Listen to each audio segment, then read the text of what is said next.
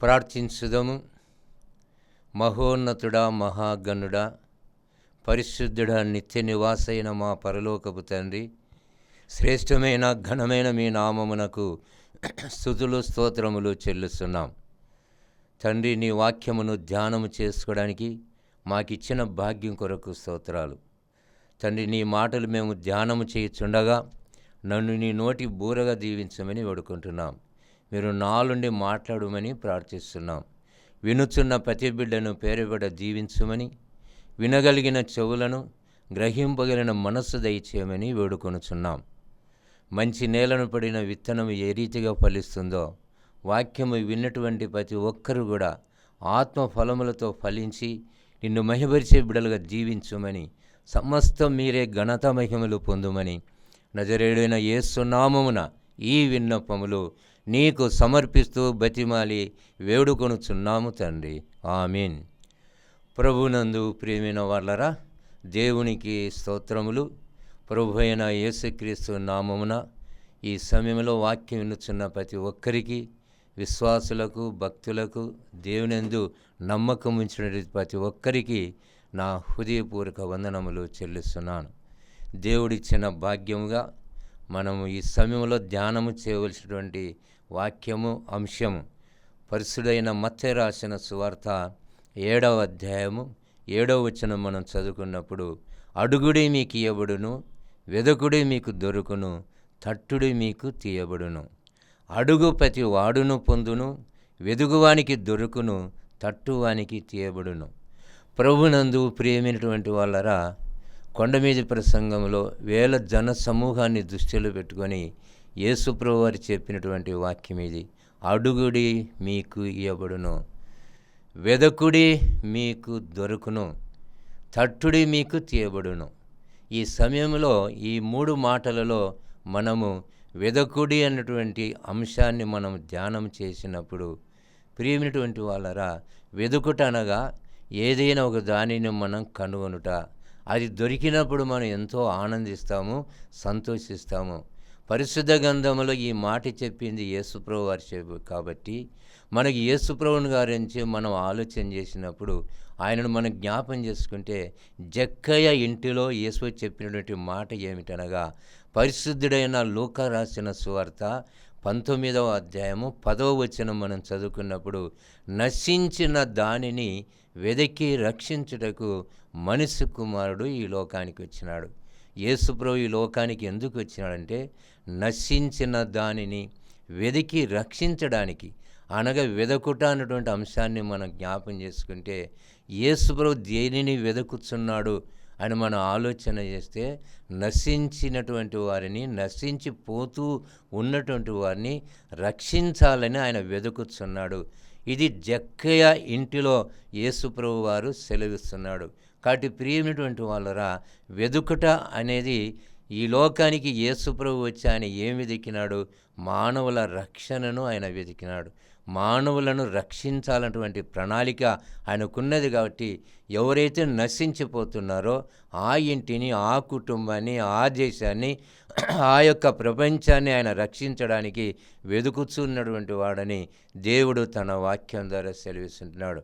మనము యేసుప్రభు కాలంలో పరిపాలకులు ఎవరంటే రాజులు.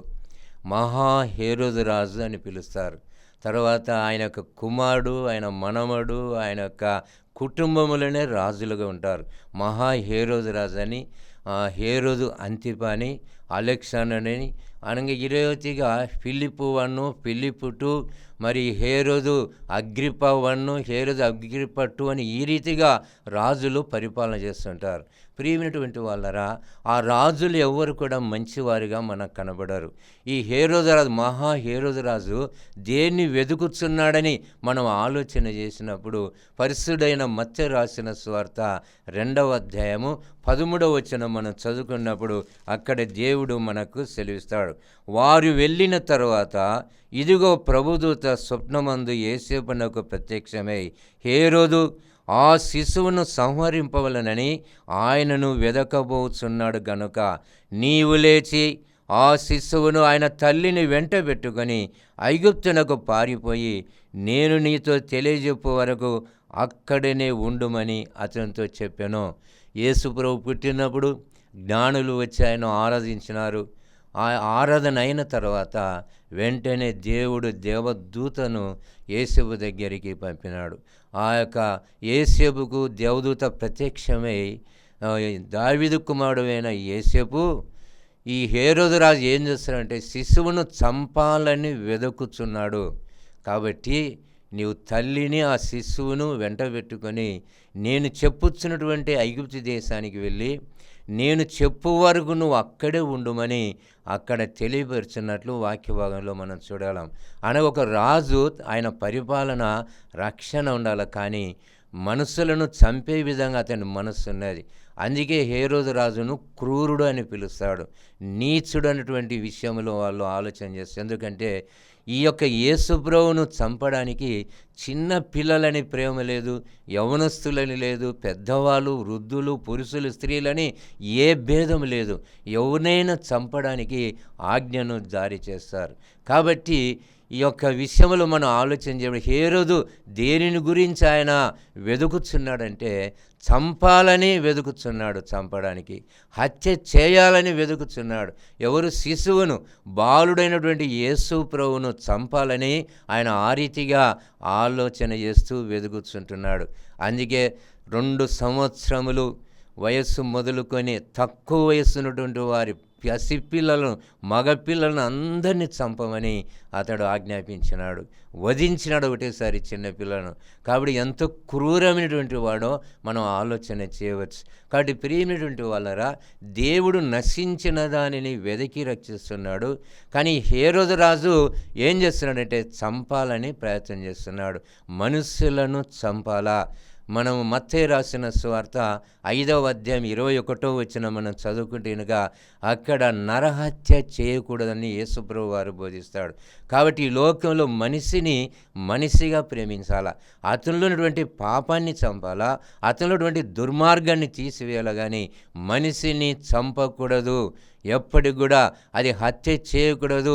ఒక మనిషి మీద కోపపడినవాడు, ఒక మనిషిని ద్రోహి అన్నటువంటి చెప్పువాడు విమర్శకు లోనవుతాడు, నిత్య ఆజ్ఞకి అతడు గురి అవుతాడనే విషయాన్ని కొండ మీద ప్రసంగములో దేవుడు మనకు తెలియపరుస్తున్నాడు. కాబట్టి ప్రియమైనటువంటి వాళ్ళరా, వెదుకుట్టనటువంటి అంశాన్ని మనం చూసినప్పుడు దేవుడు యేసు ప్రభువు వారు నశించిన దానిని వెదికి రక్షించడానికి ఆయన వెదుకుతున్నాడు. ఈ రాజు ఏం చేస్తున్నాడంటే మంచిగా ఉన్నటువంటి వారిని కూడా వారిని సంహరించాలా, వారి చంపాలన్నటువంటి ఉద్దేశంతో అతడు వెదుకుతుంటున్నాడు. ఇంకొక రాజును మనం ఆలోచన చేసినప్పుడు హేరోదు అగ్రిప్ప అన్నటువంటి రాజు, ఆయన కాలంలో యాకోబును ఖడ్గముతో చంపించినాడు అతడు. మరి పేతురును పట్టుకొని చెరసాలలో వేసినాడు. కాబట్టి పేతురు కోసం అతడు వెదుకుతున్నాడు. ఎందుకు వెదుకుతున్నాడంటే పేతురును చంపాలని. అపోస్తల కార్యములు 12వ అధ్యాయము 19వ వచనం మనం చదువుకున్నప్పుడు పేతురు చెరసాల నుండి బయటికి వచ్చిన తర్వాత ఎక్కడ ఉన్నాడు పేతురు, ఎక్కడికి వెళ్ళినాడని వెదుకుతున్నాడు. ఎందుకు వెదుకుతున్నాడంటే పేతురును సంహరించాలని, పేతురును చంపాలని ఆ రీతిగా అతడు వెదుకుతున్నాడు. అతడు కనబడనందుకు బంట్రోతులను పిలిచినాడు, ఆ యొక్క సంరక్షకులను పిలిచినాడు, గేట్ కీపర్లను వాళ్ళందరినీ కూడా పిలిచినాడు. ఎక్కడ పేతురు అన్నప్పుడు వారు మాకు తెలియనప్పుడు వాళ్ళని అందరినీ చంపమని ఆజ్ఞాపించినాడు. ఒక్కరి మీద దయ అనేది లేకుండా, కనికరం అనేది లేకుండా అందరినీ చంపండి. ఎంత క్రూరమైన మనస్సు మనం ఆలోచన చేయవలసినది. అది అపోస్తల కార్యములు 12వ అధ్యాయము 21, 22, 23 వచనాలు మనం చదువుకున్నప్పుడు ఈ హేరోదు అగ్రిప్ప అంటే ఆ రాజు రాజవస్త్రాలు వేసుకొని సింహాసనం మీద కూర్చొని ఉపన్యాసము చేయనప్పుడు అతన్ని ప్రజలందరూ ఏమనుకుంటారంటే ఇది దైవ స్వరూపము, దేవుని స్వరం, ఇది మానవుల స్వరము కాదు, ఇది నిజంగా దేవుని స్వరం అని ఆ రీతిగా అతన్ని చూస్తున్నారు ప్రజలందరూ. అంత గర్వపడుతున్నాడు.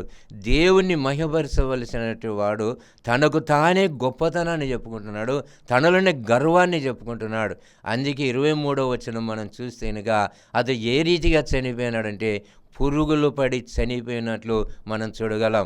దేవదూత అతన్ని మొత్తెను గనుక అతడు పురుగులు పడి చనిపోయాను. చూడు ప్రియమైనటువంటి వాళ్ళరా, ఈ లోకంలో రాజులన్న వారు మంచి పరిపాలన చేయాలా, అంతేగాని క్రూరులుగా ఉండకూడదు అన్నటువంటి విషయాన్ని మనం తెలుసుకోవాలా. కాబట్టి దేవుడు నశించిన వారిని, పాపులను ఆయన రక్షించాలని వెతుకుతున్నాడు ఆయన. కానీ పరిపాలకులు, రాజులు ఏం చేస్తున్నారంటే ఎవరిని చంపాలనా. అక్కడ హేరోదు రాజు చిన్న పిల్లలను చంపించినాడు. ఇక్కడ హేరోదు అగ్రిప్ప రాజు మరి ఏం చేసినాడంటే పెద్దవాళ్ళను, దేవుని సేవకులను, దేవుని యొక్క శిష్యులను, యేసు శిష్యులను వారిని క్రూరంగా చంపడానికి అతడు ప్రయత్నం చేస్తున్నాడు. కాబట్టి ఈ లోకంలో మనం ఏ రీతిగా వెతుకుట అని అన్నప్పుడు ఎవరిని వెతకాలనగా మనము మొట్టమొదట దేవుణ్ణి మనం వెతకాల, దేవుణ్ణి మనం కనుగొనాలా. తను వెతికే వారికి దేవుడు ఖచ్చితంగా దొరుకుతాడనే విషయాన్ని దేవుడు తన వాక్యం ద్వారా సెలవిస్తున్నాడు. కాబట్టి ప్రియమైనటువంటి వాళ్ళరా, పరిశుద్ధ గ్రంథంలో యెషయా గ్రంథము 55వ అధ్యాయము 6వ వచనం మనం చదువుకున్నప్పుడు, యెహోవా మీకు దొరుకు కాలమునందు ఆయనను వెదకుడి. కాబట్టి ఇప్పుడు మనం బతికి ఉండగానే, మన ఈ లోకంలో జీవిస్తుండగానే దేవుణ్ణి వెదకాల, యెహోవా దేవుణ్ణి వెదకాల. ఇదే దేవుడిచ్చిన మనకు కాలం, ఇది మంచి సమయం. ఇది హోషే గ్రంథం 10వ అధ్యాయం 12వ వచనము దేవుణ్ణి వెదకడానికి దేవుడిచ్చిన మంచి సమయం అని దేవుడు సెలవిస్తున్నాడు. ఆ యెషయా 55:6వ వచనంలో అక్కడ దేవుడు ఏమంటాడంటే, ఆయనను వేడుకుని మనం ఉండగానే దేవుణ్ణి వేడుకొనండి, దేవుణ్ణి ప్రార్థన చేయండి, దేవుని వెదకండి అని అక్కడ దేవుడు సెలవిస్తున్నాడు. కాబట్టి ప్రియమైనటువంటి వాళ్ళరా, యెహోవా దొరుకు కాలమునందే ఆయనను వెదకండి. యెహోవా సమీపముగా ఉండగానే, అనగా ఈ కాలంలో దేవుడు మనకు సమీపంగా ఉన్నాడు, యేసుక్రీస్తు ద్వారా మనకు సమీపంగా ఉన్నాడు. కాబట్టి మనం దేవుణ్ణి మొట్టమొదట వెదకాలనేటువంటి విషయాన్ని, అనగా దేవుణ్ణి కనుగొనాల, మనం దేవుణ్ణి మనం తెలుసుకోవాలా. దావీదు మహారాజును మనం ఆలోచన చేసినప్పుడు జ్ఞాపకం చేసుకుంటే, అక్కడ దావీదు కీర్తనలు 63వ అధ్యాయము 1వ వచనం మనం చదువుకున్నప్పుడు, దేవా నా దేవుడవు నీవే, వేకువనే నిన్ను వెదకుదును అంటాడు. ప్రియమైనటువంటి వాళ్ళరా, దేవా నా దేవుడవు నీవే, వేకువనే నిన్ను వెదకుదును, నీ బలమును నీ ప్రభావమును చూడవలనని నీ పరిశుద్ధ ఆలయమందు నేను ఎంతో ఆశతో కనిపెట్టుకున్నానని అక్కడ సెలవిస్తాడు. కాబట్టి లేస్తానే వేకువనే పెందలక్కడనే దావీదు దేవుణ్ణి జ్ఞాపం చేసుకుంటాడు. దేవుని మీద మనస్సు పెట్టినాడు. దేవుణ్ణి చూడాలా, దేవుణ్ణి ప్రార్థన చేయాలా, దేవుణ్ణి వేడుకోవాలా. అది వెదుకటనగా మనం పగలంతా డ్యూటీ చేసుకొని, పనులు చేసుకొని, రాత్రి పండుకున్న తర్వాత మనం తెల్లవారుజామున లేచినా, ఉదయాన్నే లేచినా కానీ మొట్టమొదటి మన మనస్సు ఎవరి మీదకి పోవాలంటే దేవుని మీదకి మనం వెళ్ళాలని దేవుడు సెలవుస్తున్నాడు. వేకువనే నిన్ను వెదుకుదను. అదే దావీదు రాజు దావీదు కీర్తనలు 27వ అధ్యాయం 4వ వచనం మనం చదువుకున్నప్పుడు, యెహోవా యొద్ద ఒక్క వరము అడిగి తిని దాన్ని నేను వెదకుచున్నాను. చూడు ప్రియమైనటువంటి వాళ్ళరా, యెహోవా యొద్ద ఒక్క వరం అడిగి తిని ఆ ఒక్క వరం కోసం నేను వెదుకుచున్నాను. ఆయన ప్రసన్నత చూచుటకును, ఆయన మందిరంలో నేను ఆ ధ్యానము చేయుటకును నా జీవిత కాలమంతా ఆయన మందిరంలో నివాసం చేయాల. చూడు ఎంత వెదుకుట అన్నటువంటి విషయంలో దావీదు ఎంత ఆధ్యాత్మికంగా మనకు తెలియపరచనప్పుడు ఒక్క వరం అడిగినాను. ఆ వరం ఏంటంటే దేవుని నేను చూడాలా, ఆయన ప్రసన్నతని నేను చూడాలా, ఆయన మందిరంలో నేను ధ్యానం చేయాలి, ఆయన మందిరంలో పాటలు పాడాలా, ఆయన వాక్యం ధ్యానం చేయాలా, దేవుని ఘనపరచాలా, నా జీవితం అంతా ఆయన మందిరంలో నేను నివాసము చేయాలని అక్కడ దావీదు భక్తుడు సెలవిస్తున్నాడు. కాబట్టి ప్రియమైనటువంటి వాళ్ళరా, దేవుణ్ణి వెదుకువారు దేవుణ్ణి కనుగొంటారు, దేవుడు దర్శనమిస్తాడు, దేవుడు మాట్లాడతాడనే విషయాన్ని పరిశుద్ధ గ్రంథం మనకు బోధిస్తున్నదని దేవుడు మనకు తెలియపరుస్తున్నాడు. మహాజ్ఞాని అయినటువంటి సొలొమోను సామెతల గ్రంథము 8వ అధ్యాయము 17వ వచనం మనం చదువుకున్నప్పుడు, నన్ను ప్రేమించు వారిని నేను ప్రేమించుచున్నాను. అంటే దేవుణ్ణి ఎవరైతే ప్రేమిస్తారో దేవుడు వారిని కూడా ప్రేమిస్తాడు. నన్ను శ్రద్ధతో వెదికినటువంటి వారు నన్ను కనుగొంటారు. చూడు ప్రతిఫలం, నన్ను శ్రద్ధతో వెదికినటువంటి వారు నన్ను కనుగొంటారు. చూడు ప్రియమైనటువంటి వాళ్ళరా, వెదుకుట అనే అంశం మీద మనం ధ్యానం చేస్తున్నప్పుడు ఎవరిని వెదకాల మనం ఈ లోకంలో? ఏదైనా పోగొట్టుకుంటే వెతుకుతాం బాగా. ఒక ఉంగరం పైన, ఒక ముత్యము పైన, ఏ వస్తువు పైన దాన్ని వెతుకుతాం. కానీ వాటికంటే ముఖ్యముగా మనం దేన్ని వెతకాలంటే దేవుణ్ణి వెతకాల. దేవుణ్ణి మనం కనుగొనాల, దేవుణ్ణి తెలుసుకోవాలా. మహాజ్ఞానటువంటి సొలొమోను ఆయన మనకి ఏమని తెలియపరుస్తున్నాడంటే, దేవుణ్ణి కనుగొంటారు, దేవుణ్ణి వెదికినటువంటి వారు దేవుణ్ణి కనుగొంటారు, అది ప్రతిఫలమని దేవుడు తన వాక్యం ద్వారా సెలవిస్తున్నాడు. కాబట్టి ప్రియమైనటువంటి వాళ్ళరా, ఈ లోకంలో యేసుప్రభు దేన్ని వెతుకుతున్నాడు? రక్షణను వెతుకుతున్నాడు. నశించిన వారిని రక్షించాలని ఆయన వెతుకుతున్నాడు. రాజులు ఎవరిని వెతుకుతున్నారు? చంపాలని వెతుకుతున్నారు, సంహరించాలా. తప్పు చేసినటువంటి వారా, తప్పు చేయనటువంటి వారా, సరైన విచారణ లేకుండా వారి మాట నెరవేరాలా, వారి ఆజ్ఞ నెరవేరాలని చెప్పి ఆ రీతిగా వెతుకుతున్నారని మనం ఆలోచన చేస్తున్నాం. కానీ దావీదు భక్తుడు దేవుణ్ణి వెతుకుతున్నాడు. మహాజ్ఞానైన సొలొమోను ద్వారా దేవుణ్ణి వెతికినటువంటి వారికి దేవుడు మనకు కనబడతాడని, మనం కనుగొంటామనేటువంటి విషయాన్ని దేవుడు అక్కడ సెలవిస్తున్నాడు. పరిశుద్ధ గ్రంథములో దురాత్మ, ఒక సైతానుడు, అపవాది ఎవరిని వెతుకుతున్నాడు అని మనం ఆలోచన చేసినప్పుడు పేతురు రాసిన మొదటి పత్రిక 5వ అధ్యాయము 8వ వచనం మనం చదువుకున్నప్పుడు, నిబ్బరమైన బుద్ధి గలవారై మెలకుగా ఉండండి. మీ అపవాదైనటువంటి సింహం అనగా ఒక దురాత్మ, ఒక సైతానుడు మరి ఏం చేస్తున్నాడంటే ఎవరిని మింగాలని వెతుకుతూ ఉంటున్నాడు.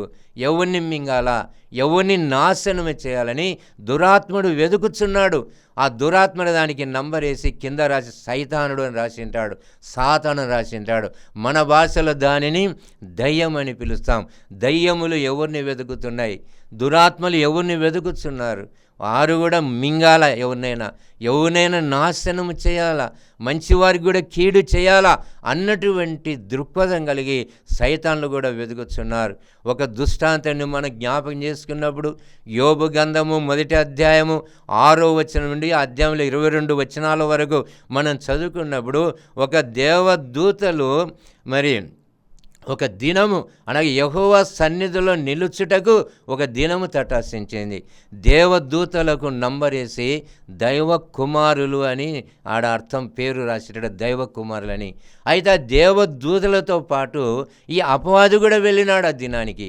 మరి అక్కడ యెహోవా దేవుడు ఎవరితో మాట్లాడినాడు? దేవుని కుమారుల కంటే, దేవదూతల కంటే ముందు అపవాదితోనే మాట్లాడినాడు. ఏం అపవాది, నువ్వు ఎక్కడి వచ్చితివి అని అడగా అంటున్నాడు అపవాది, నేను భూమి మీద ఇటు అటు తిరిగి వస్తున్నాను. అయితే నా సేవకుడైన యోబును చూసినావా? నాకు ఎందుకు తెలుసు, నీ సేవకుడు ఎందుకు తెలియదు? నాకు బాగా తెలుసు. అతడు యథార్థవంతుడు, న్యాయవంతుడు, భక్తిపరుని దేవుడైన యెహోవా సెలవిచ్చినప్పుడు ఆ అపవాది అంటాడు, అతడు ఏ రీతిగా యథార్థవంతుడు, న్యాయవంతుడు, సత్యవంతుడు, అతనికి కంచె వేసినావు, అతని సమస్తానికి చుట్టూ కంచె వేసినావు, అందుకు అతడంత భక్తిగా ఉన్నాడు, అందుకు యథార్థంగా ఉన్నాడు. కాబట్టి అతని కంచె తీసేయి, అతని ఆస్తులు తీసేయి, అతనికి సమస్తాన్ని కంచె తీసేసినప్పుడు నిన్ను దూషిస్తాడని సైతానుడు అపవాదన్నప్పుడు దేవుడు ఒక పరీక్ష పెట్టినాడు. ప్రియమైనటువంటి వాళ్ళరా, ఆ పరీక్షలో యోబు ఆస్తులన్నీ పోగొట్టుకున్నాడు.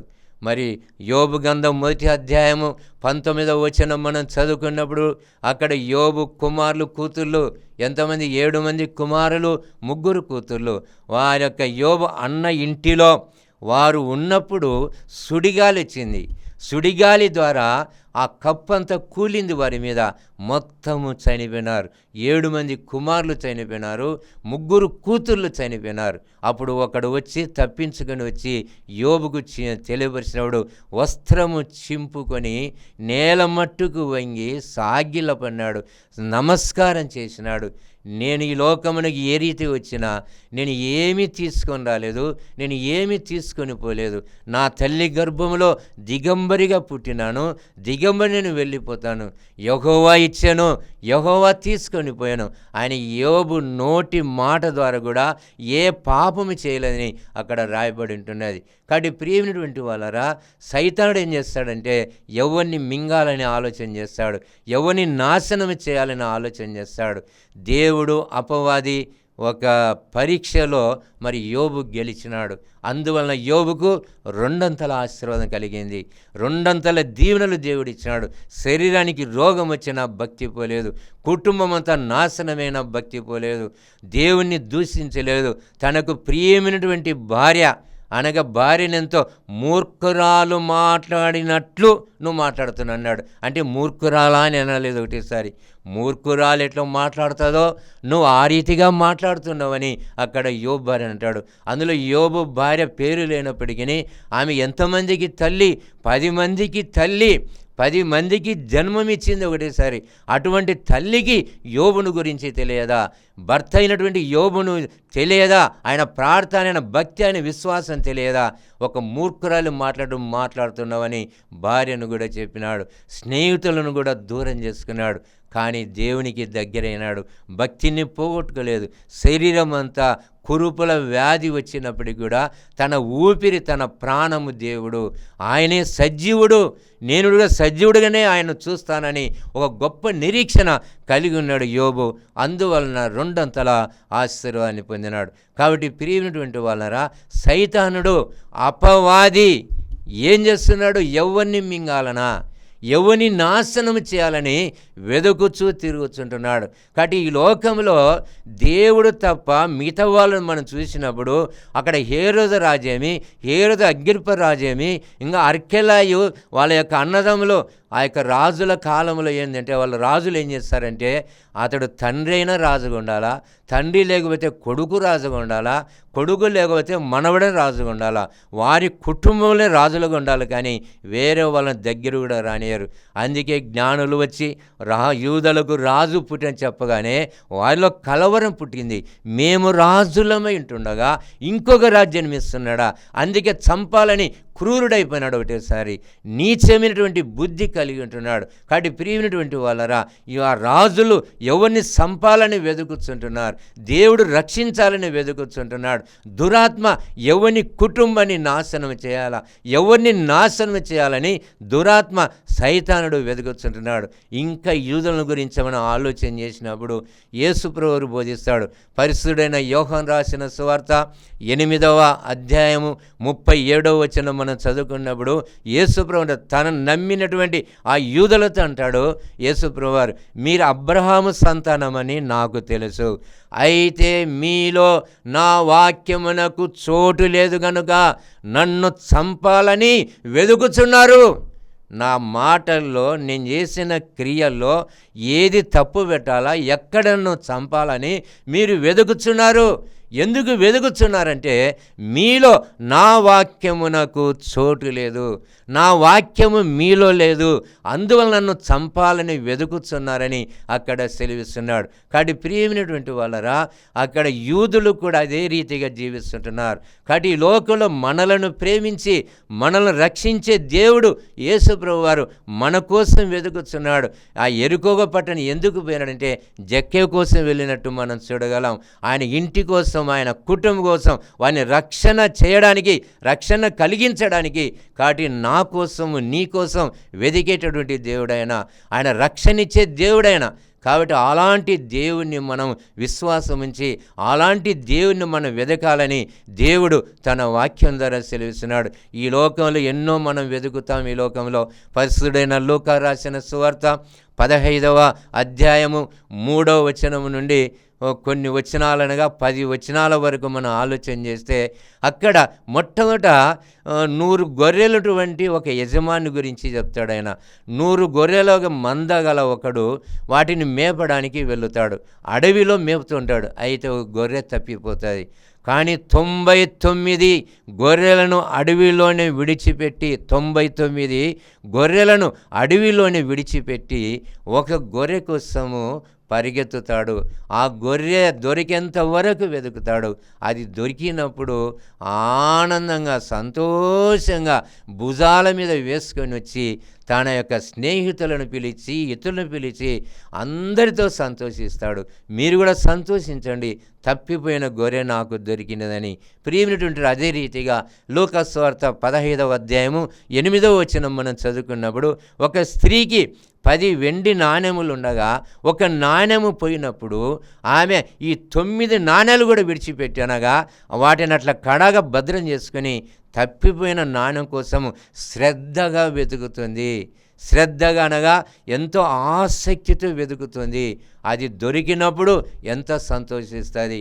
కాబట్టి ప్రియమైనటువంటి వాళ్ళరా, ఈ లోకంలో మనం వస్తువుల కోసం వెతుకుతున్నాం. ఈ లోకంలో ఆస్తుల కోసం వెతుకుతున్నాం. కొంతమంది ఎవరిని చంపాలని వెతుకుతున్నారు. దురాత్మగల మనసు గలవారు ఎవరిని వెతుకుతున్నారు? ఏ కుటుంబాన్ని ముంచాలా, ఎవరిని నాశనం చేయాలంటున్నారు. కానీ దేవుడు మనల్ని రక్షించడానికి వెతుకుతున్నాడు. మనం కూడా దేవుని కొరకు వెతకాల. దేవుని మనస్సు మనం కలిగి ఉండాలని దేవుడు తన వాక్యం ద్వారా సెలవిస్తున్నాడు. ఒక సంఘములో ఒక పుట్టినరోజు జరుగుతున్నటువంటి సమయంలో అనగా 2 సంవత్సరాల పిల్లోనికి బర్త్డే చేస్తున్నారు. బాగా పొట్టెన్లు కోసి బంధువులను పిలుచుకొని ఒక పెళ్లి మాదిరి చేస్తున్నారు. వాళ్ళకు అంత ఇష్టమైంది, వాళ్ళ కొడుకు పుట్టినాడని బర్త్డే చేసుకోవాలని అంత ఇష్టమైంది. కాబట్టి గురువు నేనే కాబట్టి నాకు చెప్పినారు 12 గంటలకు బాబు అంటే సర్లేమని 12 గంటలకు చూసినా ఇంకా పిలుపు రాలేదు. వచ్చి పిలుచుకొని పోతామన్నారు కానీ రాలేదు. 12:30 అయింది రాలేదు. 1 గంట అయింది రాలేదు. ఎందుకు రాలేదని ఇంకా ఫోన్లు చేసినా జవాబు ఉండదు. రెండోది ఎవరిని పంపించినా వచ్చి పిలుచుకొని వస్తామని జవాబు వస్తుంది. నాకు తొందర ఏంటంటే ఎవరైనా పిలిచినారంటే ఒక అరగంట ముందు పోవాలా. ఆ అరగంట ముందే వెళ్ళని నా యొక్క మనసులో ఎప్పటికి ఉంటుంది. అందువలన వారు పిలవకపోయినా నేనే నా అంతటా నేనే వాళ్ళ ఇంటికి వెళ్ళడం జరిగింది. అక్కడికి వెళ్ళేసరికి శామాని కింద బంధువులందరూ కూర్చొని దిగులుతున్నారు. ఇండ్లంతా కూడా కాముగా ఉంది. ఏమి ఉందా లేదా, ఏం జరిగింది అని ఇంట్లోకి పోయి ఇంట్లో కూర్చేస్తామే. కూర్చున్నప్పుడు ఆమె అంటుంది, బావగారు పొద్దున స్నానం చేసి పిల్లోనికి మంచి ఉంగరం పెట్టినాను, ఆ ఉంగరం ఎక్కడో పడిపోయింది. ఇండ్లంతా వెతికినాం, ఊడ్చినాం ఇండ్లంతా కూడా. తర్వాత బయటంతా వెతికినాం. ఎవరెవరు మా అబ్బాయిని ఎత్తుకున్నారో వాళ్ళని అడిగినాం. ఎవరు దొంగతనం చేసినారు, ఎవరు తీసుకున్నారు, మాకంతా దిగులుందని ఏడుస్తుంది ఒకటేసారి. ప్రియమైనటువంటి వాళ్ళరా, నేను ఆ ఇంటిలో కుర్చీలో కూర్చొని నేను కూడా వెదకడము ప్రారంభం అంటే నేను లేచిపోలేదు కానీ కూర్చొనే ఆ ఇంటి 4 దిక్కులు చూస్తున్నాను. ఆ ఇంటి స్థలమంతా చూస్తున్నాడు బాగా. ఆమె మాట్లాడుతుంది అని నా చూపు ఉంటుంటే ఒకచోట 2 బండల సందులో కొంచెం ముక్క పచ్చ కనపడుతుంది. అప్పుడు ఆమె పిలిచి, చూడమ్మా అక్కడ ఏందో కనపడుతుంది చూడు, కొంచెం పచ్చ కనపడుతుంది నాకు అన్నప్పుడు ఆమె అక్కడికి పోయి ఏలుతో లేపితే ఉంగరం బయటకు వచ్చింది.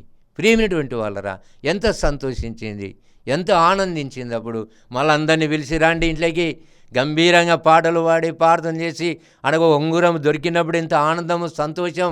ఉంగరం దొరికినప్పుడే, ఒక గొర్రె తప్పిపోయిన గొర్రె దొరికినప్పుడే ఎంత ఆనందం సంతోషం. మరి పిరివిన వాళ్ళం మన దేవుడు, మన రక్షకుడు, మన కొరకు ఈ లోకానికి వచ్చిన దేవుడైనా ఆయన దొరికినప్పుడు ఎంత ఆనందం కలుగుతుంది, ఎంత సంతోషం కలుగుతుంది. ఆ ఫలాన్ని దేవుడు మనకిస్తాడు. దొరకటనే అంశాన్ని మనం ధ్యానం చేసేటప్పుడు హెబ్రీయులకు రాసిన పత్రిక 11వ అధ్యాయం 6వ వచనం మనం చదువుకున్నప్పుడు అక్కడ విశ్వాసం లేకుండా దేవునికి ఇష్టడై ఉండుట అసాధ్యం అంటాడు. దేవుని యొద్దకు వచ్చువాడు ఆయన ఉన్నాడని నమ్మాల. ప్రార్థన చేస్తాం. ప్రేమ దయగల తండ్రి, స్తోత్రాలునైనా తండ్రి, పరిశుద్ధ వాక్యం వినిపించిన దేవుడు, ప్రార్థన టీవీ ద్వారా వాక్యం వినుచున్న ప్రతి బిడ్డను దీవించమేడుకుంటున్నాం. ప్రభు ప్రతి ఒక్కరిని దర్శించినైనా, ప్రతి ఒక్కరికి మీ ప్రసన్నత దయచేతండి. ప్రతి ఒక్కరికి మీ స్వరం వినిపించినైనా, నిన్ను కళ్ళారా చూచి నిన్ను కనుగొనేటువంటి ధన్యత దయచేయనైనా. వెదకుడి మీకు దొరుకుని సెలవిచ్చిన దేవుడు. ఆ రీతిగా ప్రభు నిన్ను వెదికి నిన్ను కనుగొని మీ ఆశలు పొందే భాగ్యం దయచేయమని, మనందరినీ దీవించి నీ కృపలో వర్ధిల్లంపచేయమని యేసునామమున బతిమాలి వేడుకొనుచున్నాం తండ్రి, ఆమేన్. తండ్రి, కుమార, పరిశుద్ధాత్మ త్రియక దేవుని దీవెన ఇక చేన మనకు, యేసున ప్రతి బిడ్డకు, మన సంఘములకు, సర్వలోకానికి ఇప్పుడెల్లప్పుడు సదాకాలము తోడయుండును గాక. ఆమేన్.